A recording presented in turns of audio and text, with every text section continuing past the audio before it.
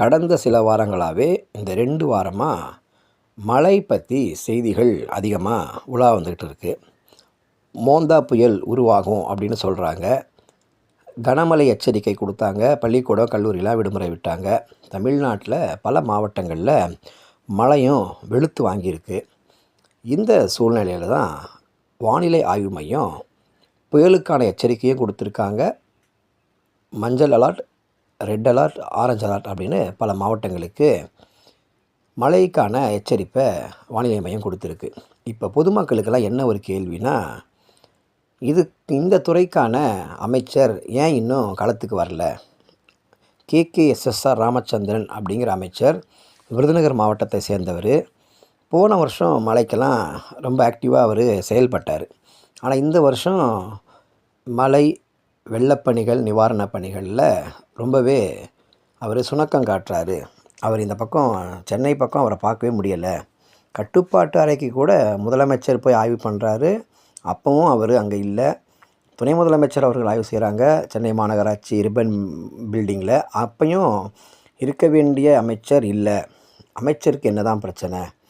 ஒரு மக்களை பாதுகாக்க வேண்டிய நேரம் வேலை செய்கிறது இந்த பேரிடர் காலத்தில் தான் அவர் வேலை செய்யணும். வருவாய் மற்றும் பேரிடர்துறை அமைச்சராக இருக்கவர். ஏன் இந்த பேரிடர்கள் ஏற்படும் பொழுது இவர் இல்லை அப்படின்ற கேள்வியும் எழுப்பியிருக்காங்க. இவர் ஏன் அங்கே களத்தில் இல்லை அப்படிங்கிறத திமுகவும் அதாவது தமிழக அரசும் இன்னும் விளக்கம் கொடுக்கலை. இதுக்கு என்ன காரணம்? ஒரு பேரிடர் நடக்கும் பொழுது, ஒரு மழை வரும் பொழுது இந்த மழை பாதிப்பு எப்படி இருக்குன்னு தெரியாது, உயிர் பலி ஏற்படுமான்னு தெரியாது. இது போன்ற ஒரு சூழ்நிலையில் இவர் களத்தில் இருக்கணுமே, ஏன் களத்தில் இல்லை அப்படிங்கிறத மக்கள் கேள்வி எழுப்புகிறாங்க.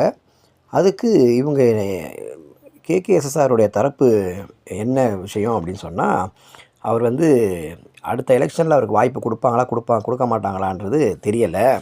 அதனால் கட்சியில் ஓரங்கட்டப்படுறாரா அப்படின்னு ஒரு பரவலான ஒரு பேச்சு விவாதம் எழுந்துட்டுருக்கு.